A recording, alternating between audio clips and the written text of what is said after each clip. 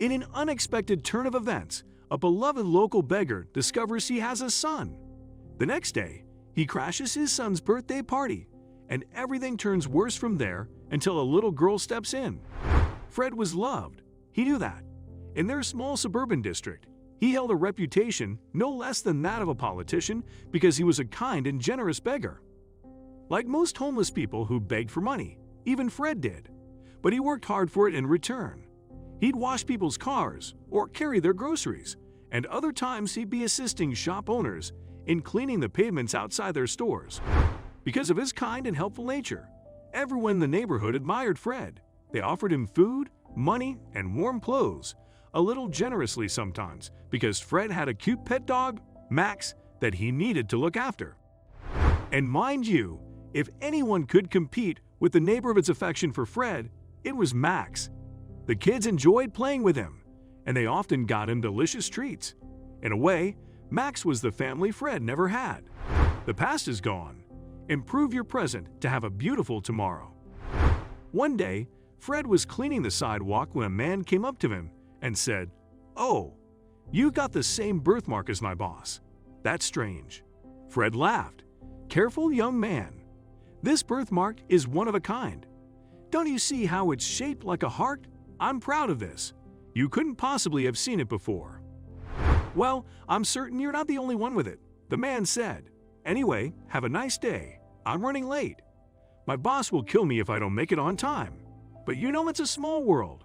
If only you two were related, maybe you could help," he joked. "No, wait," Fred stopped him, suddenly intrigued. "What is your boss's name again?" "Ah, Mr. Duncan. William Duncan. If you meet him, you'll know I'm not lying."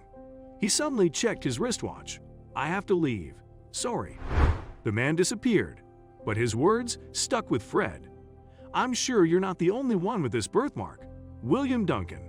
Fred had heard that surname before, but he couldn't recall where. He returned to his job, collected his pay, and headed to a cafe for dinner. And while he was devouring the meal, it suddenly hit him. Wait, did he say the last name was Duncan? Fred recalled his ex-girlfriend, Rosie. They had broken up after he'd lost his house to his father's debts. She didn't see a future with him, so they decided to go their separate ways. Fred wondered if Rosie had a son he didn't know about, and he decided to find out where William lived. Because it was a small district and people knew Fred well, they jumped in to help him find William, and they did it. A few days later, Fred stopped outside William's house and rang the doorbell, Max hiding behind his legs. Through the living room window, Fred could see that there was a party going on inside the house with a large number of people attending. "Yes, how may I help you?" A tall man, who appeared to be in his 30s, opened the door. "I'm sorry for crashing your party like this, but are you William Duncan, Rosie's son?" Fred asked, his attention drawn to the birthmark on the man's neck. It was exactly like his. "Yes, I'm William, and yes, Rosie is my mother," he replied, and Fred burst into tears. "I am sorry, son." Fred fell to his knees. "I'm your father. I am sorry I couldn't be there for you. I didn't even know you existed. Out? What? But son, both you and your dirty dog, out now. What did you expect coming back to me after all these years? Let me guess. You don't look like you have a good life, do you? Are you here for money? In that case, just get lost. I'm not going to give you anything. And don't you dare come here and ruin my birthday again. You're a loser who left my mother." William slammed the door on Fred's face and didn't even bother listening to what he had to say. Hurt, Fred wiped his tears and was about to leave, but then he heard the house's front door open behind him. Fred assumed it was William, but when he turned around and saw a little girl with two pigtails petting Max on the head while the dog licked her hand. "We have to leave, Max. Come on, boy," William said to the dog, but Max refused to leave. "Hello there," he finally said to the girl, Lacey. "I'm sorry, but I must take the dog with me. He is the only family I have," he added sadly. "Can you not?" Lacey said after a pause, staring up at him. Then she became quiet. Max seemed comfortable with her, and the way she was playing with him made Fred realize that Lacey needed him. He could see she wasn't a very social child, Not to mention, she looked so much like William, and he knew she was his granddaughter. If you really want him, you can have him. Max knows where to find me if he needs me, he remarked, and he walked away. The next day, Fred was back at his cleaning gig outside the store when Max came running to him. But he wasn't alone. William? Oh, is that my grandson? Fred burst into tears as he saw William with a small boy and Lacey following Max. Did you leave your dog with Lacey?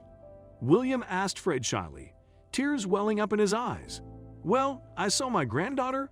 Oh, well, your daughter seemed to like him so. Thank you, said William. Lacey hasn't been comfortable interacting in a long time. She met with an accident while on her way to school, and since then, she's been a very quiet child.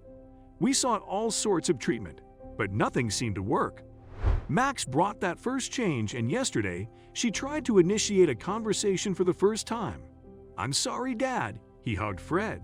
I was so wrong. I should have given you a chance to explain. I am so sorry. Oh, well? Fred was speechless as his son embraced him. I mean, it's okay. I forgive you. I love you, son. Oh, I really do. I love you too, Dad. And yeah, I'm sorry, said William. That day, they sat together for a long time, listening to each other's worries. And they decided to put the past behind them and move on.